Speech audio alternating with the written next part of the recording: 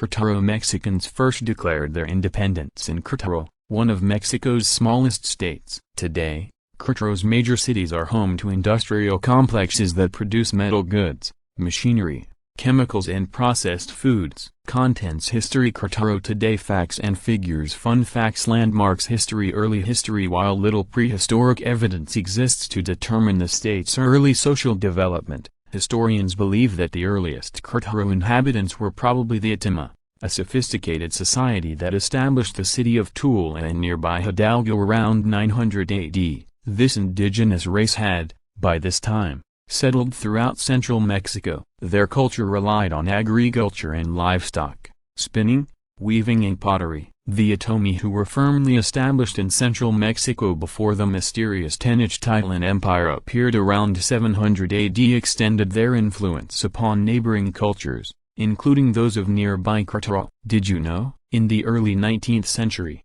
revolutionaries in Queretaro began planning a rebellion against Spain, making the state the birthplace of Mexican independence. The Spanish city considered the city of Queretaro to be a critical seat of power and dubbed it Third City of the Kingdom, after Mexico City and Puebla, due to its strategic importance. Queretaro's low crime rate and high standard of living have made it an attractive place for immigrants and investors. The state is also noted by the NGO Transparencia Mexicana as having the lowest levels of corruption among all Mexican states. In 1986, the city of Queretaro hosted the Federación Internacional de Football Association (FIFA) World Cup Championships. Between the 3rd and 9th centuries AD, the Atomi established cultural centers, such as Ranas and El Chorrito, and built a pyramid near the present-day city of Corregidora. For centuries, the Atama and to a lesser extent, the Tarascan and Chichimca were the ruling tribes in the region. In the mid-13th century,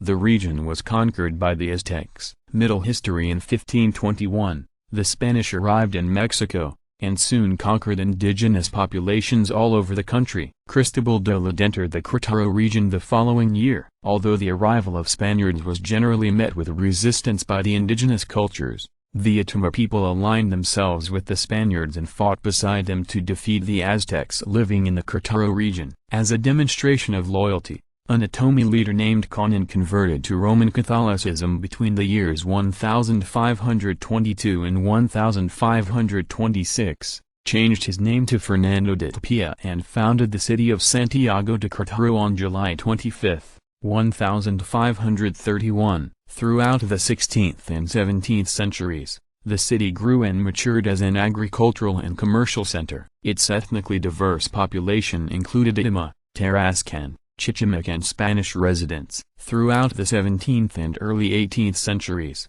the city continued to grow. In 1736, the aqueduct at Santiago de Queretaro was completed. At 23 meters, 75 feet, tall and 1,280 meters, 4,200 feet, long, it remains an impressive feat of civil engineering. The aqueduct was designed to carry water to the city from nearby springs. In the early 19th century, revolutionaries in Queretaro began planning a rebellion against Spain, making the state the birthplace of Mexican independence. The Spanish city considered the city of Queretaro to be a critical seat of power and dubbed it a Third City of the Kingdom, after Mexico City and Puebla, due to its strategic importance. On September 13, 1810, Spanish operatives learned of the plans for a rebellion, thus jeopardizing the success of the independence movement and compromising the safety of many key members. A supporter of the movement, Josefa Ortiz de Dominguez,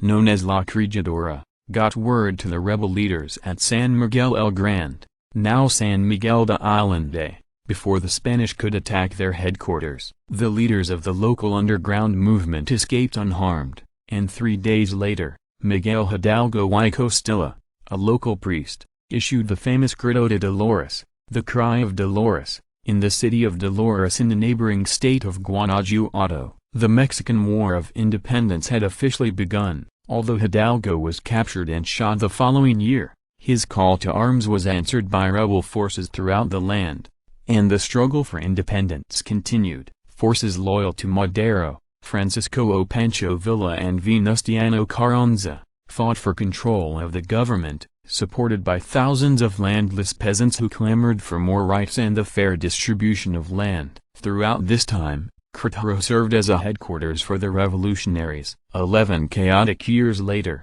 in 1821, the movement for independence succeeded when Spain signed the Plan of Aguila, which established Mexican independence, Roman Catholicism as the national religion, and equality for all of Mexico's people. For the next 20 years, the state, along with the remainder of the country, experienced political and social instability. Recent history: Mexico gained its independence from Spain in 1821. In 1824, Queretaro became a state despite never having been a province by virtue of its strong economy. Less than 3 decades later, the Mexican-American War erupted. In 1846, American troops invaded Mexico City. As a result, the city of Santiago de Queretaro became the temporary capital of Mexico. On May 30, 1848, the Treaty of Guadalupe Hidalgo, which ceded much of Mexico's northern territories to the United States, was signed in Queretaro. In 1863,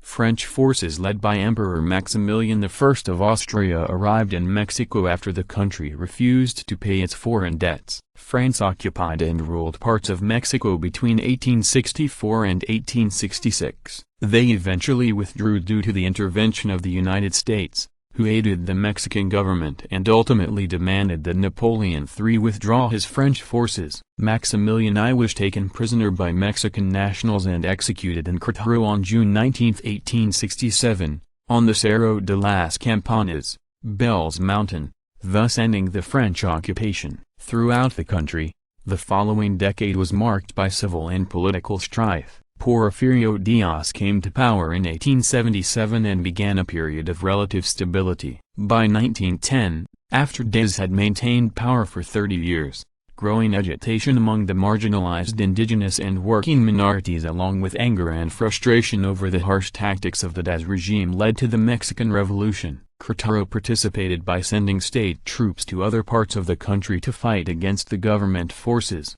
Once the Diaz regime was ousted, various revolutionary factions struggled for power. Finally, in 1917, a constitutional convention was called in Queretaro, and leaders worked to bring an end to the internal squabbling of the revolutionary parties. Shortly after the convention, Venustiano Carranza, one of the revolutionary leaders, was elected president. The Partido Nacional Revolucionario, Institutional Revolutionary Party, was formed and a period of stability for Queretaro and the rest of the country began that lasted until 2000. Queretaro today manufacturing accounts for about 32% of Queretaro's economy, followed by trade at 19%, service-based companies at 18%, transportation and communications at 11%, finance and insurance at 11%, agriculture and livestock at 4%, construction at 4%, and mining at 1%. Most of the state's manufacturing companies are located in or around the city of Queretaro. Carnation and Purina are among the best-known food processing companies with facilities in the state,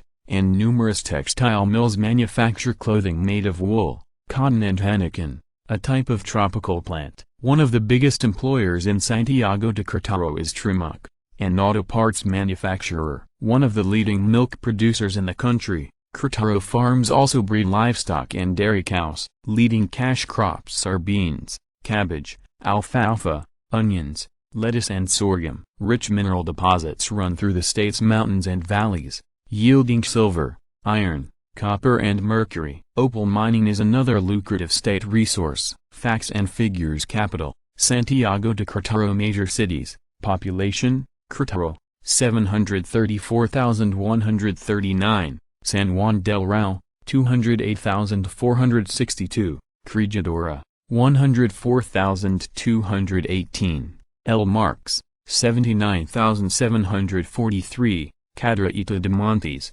57,204, Size/area, 4,544.03 square miles. Population, 1,598,139, 2005 census. Year of statehood, 1824. Fun facts: Queretaro's coat of arms contains a shield with 3 sections. On one is a horseman representing the Santiago, the patron saint of Spain. On another is a grape arbor that commemorates the state's wineries. The third section depicts a cross-bearing sun, which is thought to signify the church. The flag of Mexico is draped behind the shield, which is topped by the Mexican national symbol, an eagle on a cactus with a snake. The capital city of Santiago de Queretaro is known for its 74-arched aqueduct built in the early 1700s. The aqueduct rises 23 meters, 75 feet, above street level and conveyed drinking water to the city from regional springs until 1970. Thousands of visitors and participants flock to the city of San Joaquin every April for one of the most important huapango contests in the country. Huapango is a popular musical style from Huasca,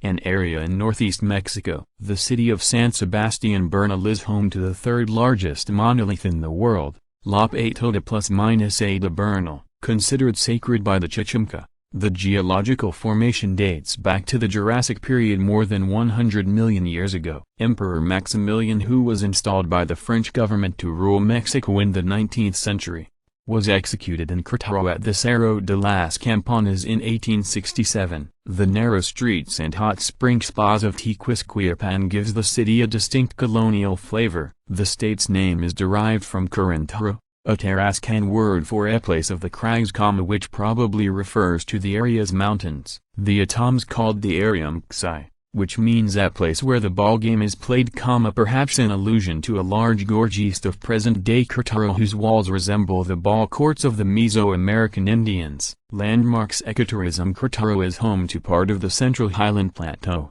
Mesa Central, and two large mountain ranges, the Sierra Madre Oriental and the Transversal Volcanic System. Also located in the state is the Piedra plus minus A de Bernal, the third largest rock in the world after the Rock of Gibraltar and Sugarloaf Mountain in Rio de Janeiro. Aqueduct. Construction of the Queretaro Aqueduct began in 1726 by Juan Antonio de Urrutia y Arana and was completed on October 19, 1738. The 1,280-meter, 4,200-foot, aqueduct transported water gathered from various springs to fountains within the city's convents and plazas. Although the aqueduct is no longer used to bring water to the city, it is now a popular tourist attraction in the area. Colonial attractions. The Cerro de las Campanas is the hill where, on June 19, 1867, the Emperor Maximiliano de Habsburgo was executed along with Generals Miguel de Marañón and Thomas Mejia. Controversy surrounds his last words and the significance of the gold coins he gave to the men who were to execute him. Viniculture. Zone. Two of Queretaro's cities, San Juan del Rao and Ezequiel Montes, have thriving vinicultures. One notable vineyard in the area is Finca Ferxonet, which benefits from weather conditions that are ideal for growing wine grapes. The 45-hectare vineyard grows 4 varieties of grapes, Saint-Emilion, Macabeu, Sauvignon Blanc and Pinot Noir. A cave 25 meters, 82 feet, below ground maintains a constant and ideal climate for wine cellaring. Historic Center. Queretaro's historic center encompasses magnificent colonial buildings, squares, fountains and churches that were once backdrops for many dramatic events from the state's past. 2 buildings, La Casa de la Zacatcana and La Casa de Don Bartolo, are enshrouded in mysterious legends. The Queretaro Museum of Art, also in the historic center, exhibits work from the 17th century to modern times. Formerly the San Agustin Convent, the museum is home to several masterpieces reflecting various national and foreign art movements.